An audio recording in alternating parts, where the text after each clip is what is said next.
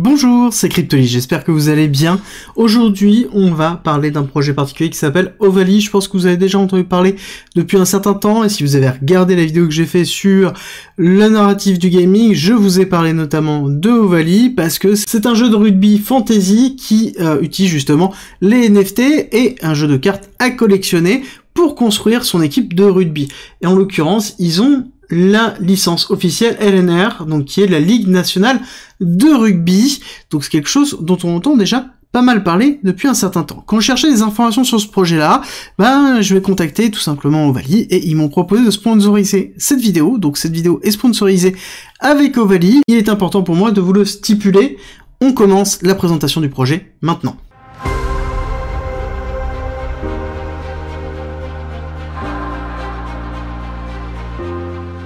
Alors Ovaly s'est inspiré clairement de Sorare qui est l'équivalent des cartes Panini pour le football, avec derrière un jeu de fantasy de gestion d'équipe. C'est exactement le même principe ici au niveau du rugby. On a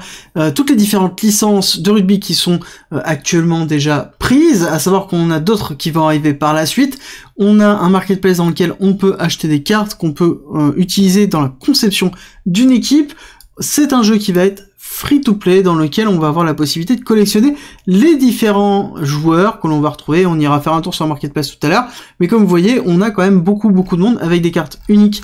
qui apparaissent, avec des compétences, que ce soit au niveau de l'impact, de l'attaque, de la défense, des skills et de la strength, qui vont déterminer en fait la force de votre équipe et la façon dans laquelle vous allez composer. Je sais qu'il y a déjà pas mal de choses qui sont en train de circuler sur internet, avec des compositions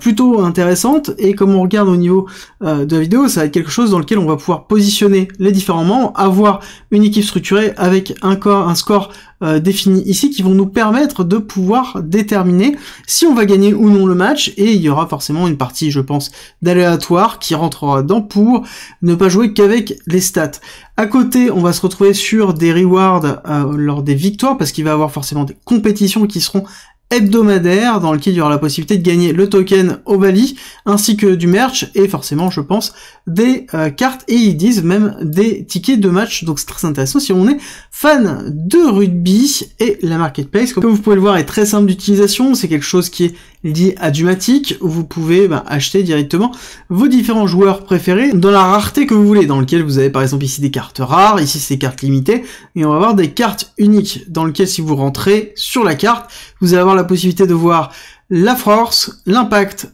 l'attaque, la défense et les skills, dans lequel ça vous donne en fait les compétences totales de la personne, et c'est quelque chose qui peut vous aider à mettre en place une équipe comme vous le souhaitez. Vous avez même la possibilité de sélectionner par club. Si vous souhaitez prendre votre joueur qui vous plaît le plus, vous avez la possibilité de sélectionner directement et de faire une présélection, où vous pouvez ici rechercher le joueur directement. À savoir que c'est soit des achats directs, soit des enchères avec un certain temps d'attente qui vont permettre d'avoir la conception. Par contre, quand on regarde un petit peu le pitch deck, c'est très intéressant. On va découler maintenant sur le projet en lui-même, dans lequel on a quelque chose qui a pour vocation d'utiliser les NFT pour concevoir son jeu vidéo, ce qui est justement le principe du gaming à travers le Web3, sauf que cette fois-ci ils vont le faire autour du free-to-play, dans lequel ce sera pas forcément free, 100% free. Il y aura la possibilité de jouer en free-to-play, mais si vous voulez vraiment créer votre équipe et avoir une équipe très forte dans les compétitions, très clairement, je pense que il y aura un côté un petit peu pay-to-win qui rentrera, où il va falloir acheter. Il y aura l'application téléphone qui sera présent. On pourra aussi jouer sur le téléphone. Au niveau du market cap et du token Ovaly, très intéressant de voir la composition qui a eu lieu. Il y a eu une privée de sell, ok. Team 12%, c'est ok, en vrai c'est ok, parce que généralement on est plus dans les alentours de 15%, quand c'est au-dessus de 15, c'est mauvais signe, quand c'est en dessous de 15, ou 15, c'est ok. Voilà, quand c'est en dessous de 10, c'est là où c'est plutôt positif. On a l'advisory qui est à 5%, c'est quelque chose de classique qu'on peut retrouver, 36% en communauté, 18% en marketing, 8% en réserve et en listing, et 10% en liquidité, c'est quelque chose qui est plutôt simple. Quand on regarde la distribution sur le lancement, on a quand même assez peu de lancements, à part la réserve et les liquidités qui ont été données, et ensuite on a du cliff qui est en train d'être effectué, et quand on regarde le cliff privé de sell 1, 2 et la team, on est à 6 mois pour les deux premiers, avec quand même un vesting de 24 et 20 mois, donc ça veut dire que on va commencer à avoir des tokens qui vont être libérés dans les mois qui viennent, il faudra le prendre en considération au niveau du token en lui-même. Sur l'advisory, pareil, hein, on voit que c'est même avant 6 et 12 mois, donc ça veut dire que ça va être les premiers à pouvoir sortir rapidement la totalité de leur token, dans lequel eux, les 5%, seront sortis au bout d'un an seulement, donc 18 mois par rapport au THGE, donc au lancement du token. Quand on regarde la roadmap, très intéressant de voir que normalement on est censé avoir le jeu qui sort,